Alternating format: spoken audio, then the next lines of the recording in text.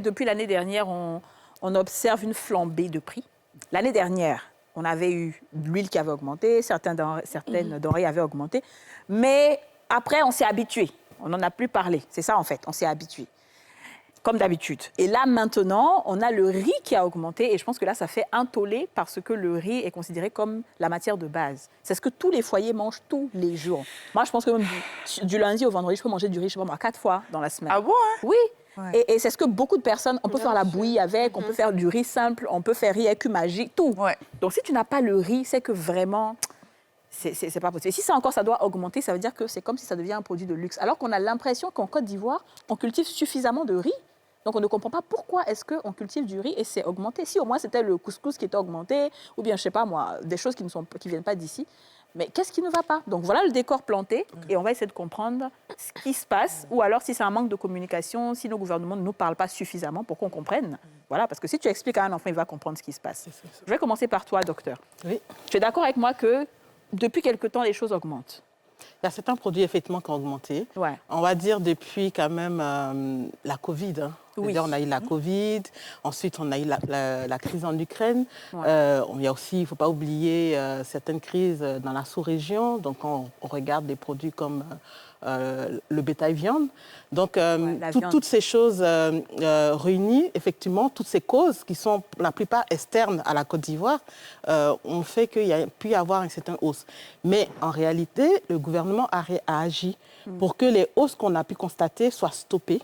Vous avez parlé de l'huile, mais aujourd'hui, le prix de l'huile est revenu à la normale. C'est-à-dire que quand on a eu la crise, quand le gouvernement est intervenu pour plafonner les prix, le prix de l'huile est revenu à la normale. Aujourd'hui, on n'a pas de problème sur l'huile.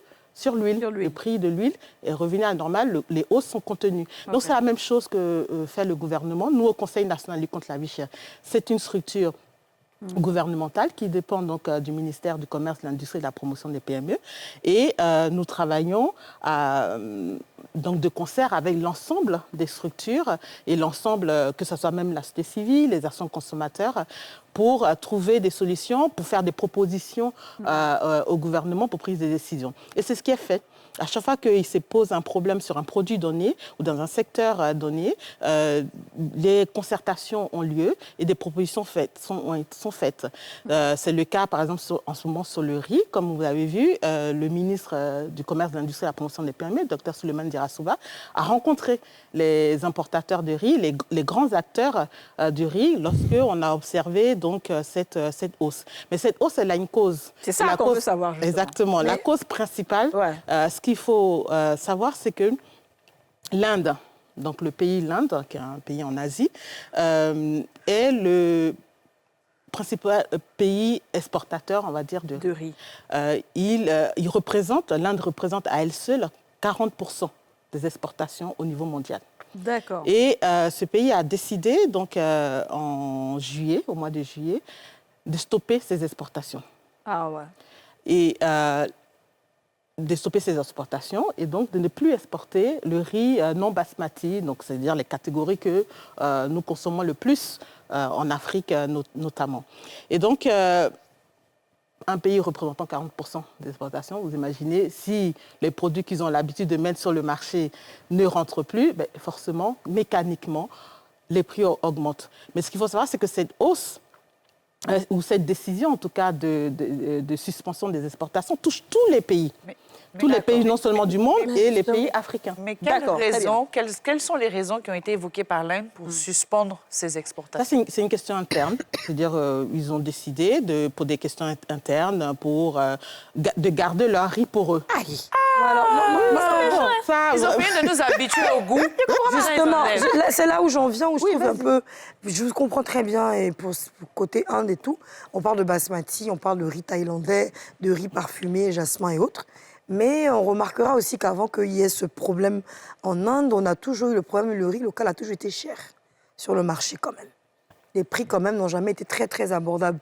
Donc les gens ont préféré quand même manger le riz importé plutôt que de manger le riz local. Alors quand on parle de Covid au niveau de la Côte d'Ivoire, j'aimerais poser une question qui n'a pas son sens, mais en même temps qui est rigolote.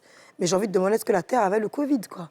Parce que les mecs, ils continuent de cultiver, on peut continuer de vendre dans le pays. Il n'y avait pas d'empêchement de la trajectoire. Les mêmes au travail, les gens oui, mais vu que maintenant, ils ont recommencé, je veux dire, pour aider la population, est-ce que... Si on regarde un peu quelques années en arrière, effectivement, dans les années 70, jusqu'au début des années 80, la Côte d'Ivoire était autosuffisante. C'est ça. On produisait du riz en quantité et on l'exportait même. Le succès de ce pays repose sur l'agriculture.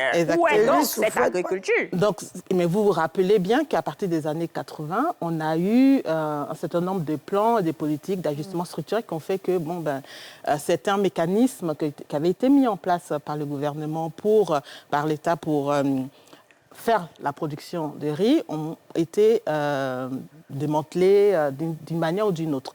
Donc c'est ça qui nous a mis dans ces situations et on a commencé à importer. Mais on a commencé à importer. Mais, fort heureusement, parce qu'on se rend compte que c'est vrai qu'il y a eu ces conséquences des politiques d'ajustement structurel, mais le gouvernement aujourd'hui a totalement pris conscience il y a quelques années et on a recommencé à produire à grande échelle. D'accord. En tout cas, à faire la promotion du riz local. Donc, on va parler de ça tout à l'heure.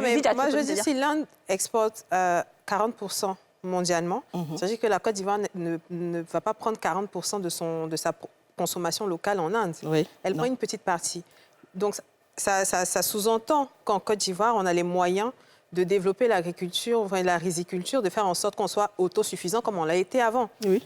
Malgré tous les problèmes qu'il y a eu, qu'est-ce qui est fait aujourd'hui concrètement pour permettre aux riziculteurs de travailler dans de bonnes conditions, de pouvoir sortir du riz de qualité et de permettre à la population de consommer ce qui est fait localement? Attends, ma fille, d'abord, bravo. Voilà, alors là, maintenant, je pense que je donne la parole au risicologue. La question est Paul. Tu vas directement répondre à la question de Didja. D'accord. Alors, il y a quand même beaucoup d'efforts qui sont faits par le gouvernement.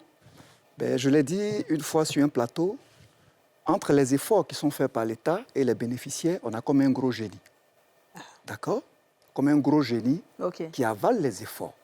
Donc, par moment, les acteurs, même du terrain, n'ont pas accès aux ressources. Je vous donne juste un exemple. Pour la campagne rizicole 2023, il y a eu une cérémonie à la Caisse Table où on a lancé la campagne, tout ça. Mais après, je vais dire, les engrais étaient subventionnés. Mais beaucoup de producteurs ne savent pas. Combien savent que les engrais étaient subventionnés? Et ces engrais subventionnés, au lieu de se retrouver entre les mains des producteurs, se retrouvent sur le marché. Par le fait de certains riziculteurs, certains collègues producteurs, et puis par le fait aussi de ceux qui sont chargés de distribuer.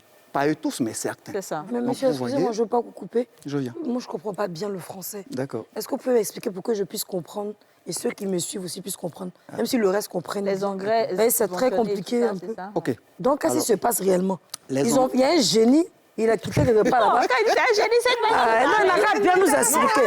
Je pense que ce thème-là, on le comprend tous en Côte d'Ivoire. Moi, je ne comprends pas. Faut On m'expliquer. dit qu'il y a des coupeurs de route. Ah, c'est ce qu'il y a génie là. Des coupeurs de route. Ah, OK. D'accord? Alors, les engrais subventionnés, c'est quoi? Vous savez, à cause de la crise de l'Ukraine et la Russie, parce que c'est de là que viennent nos engrais. C'est ça.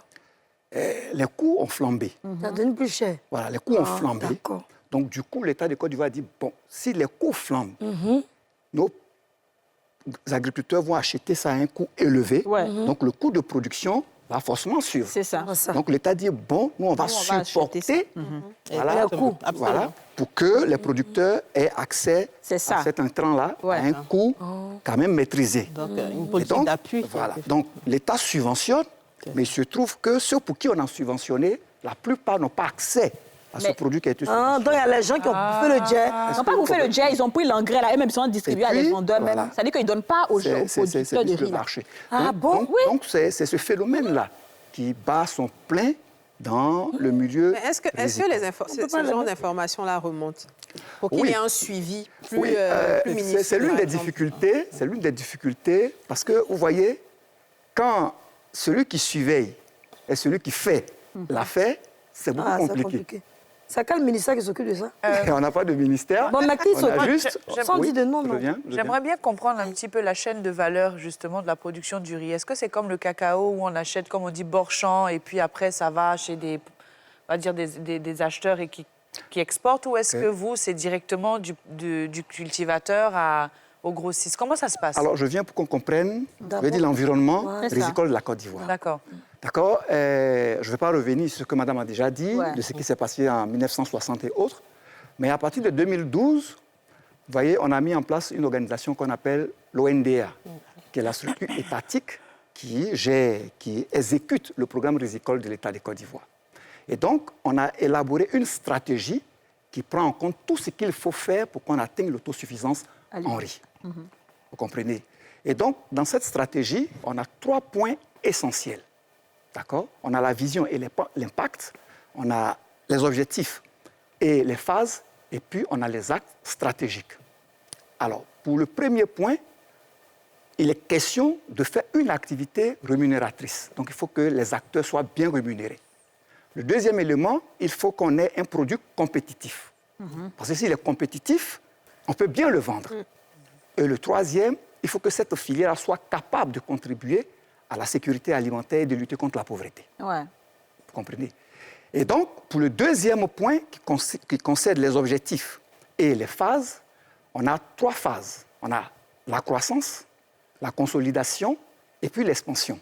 Donc la croissance est en relation parce que vous savez que la Côte d'Ivoire n'est pas autosuffisante. Ce qu'on produit ne suffit pas. On consomme autour de 2 600 000 tonnes de riz par an. Et notre prévision de production de cette année, c'est 1,4 million. Donc vous voyez déjà le gap. Ouais. C'est vrai que... C'était 1,1 million 1,1 million l'année passée. Dernière, ouais. Donc cette année, donc je parle de la prévision de cette année. Okay. Ouais. 1,4 million. Donc ça ne règle pas le problème. Vous comprenez? Monsieur, pardon, je vais vous embêter. Allez-y, vous ne m'embêtez pas. En 6e. Je...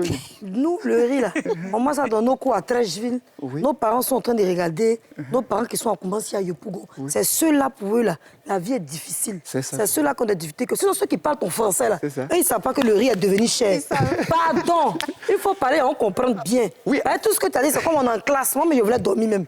Donc, qu'est-ce qui se passe réellement? Alors, la première chose qui se passe... Là, vous faites descendre de votre truc. La première chose qui se passe qu'il faut comprendre, comme l'a dit madame, l'Inde qui nous vend le riz a décidé de ne plus vendre ce riz-là. Ils ont invoqué la raison de la sécurité alimentaire. Donc, ils ont besoin de leur propre sécurité alimentaire. Pour protéger les populations. Pour qu'ils puissent mieux manger. Pour éviter l'inflation interne. Ouais. Donc, c'est ce qui fait que le riz a augmenté. D'accord. Maintenant, pourquoi est-ce que nous, on n'est pas en mesure de pouvoir produire plus? Alors, c'est ce que j'ai tout à l'heure. L'État fournit beaucoup d'efforts. Et ça, voilà, ça va étonner plusieurs personnes, mais l'État fournit beaucoup d'efforts, beaucoup. Il y a plusieurs programmes qui sont initiés. À cause des coupeurs de route, mais les coupeurs de route, là, ils coupent jusqu'à combien de tonnes d'engrais pour que ça fasse qu'on ne peut pas... En fait, c'est ça, en fait. Parce que moi, je me dis, couper de route, on peut couper un peu. Mais pas autant, pas tellement, jusqu'à on ne peut même pas produire suffisamment. Alors, vous savez, produire le riz dépend de 3 facteurs essentiels. Il y a la maîtrise de l'environnement. Donc, la maîtrise de l'environnement, ce sont les aménagements. Il faut mettre en place des infrastructures qui nous permettent... Parce que notre riziculture, notre système de culture dépend de la pluie à 80%. Au XXIe siècle, on ne peut pas dépendre de la pluie pour s'autosuffire. Non, normalement. Mais il y a les appareils qui font l'eau là-haut. Mais tout ça, c'est les infrastructures.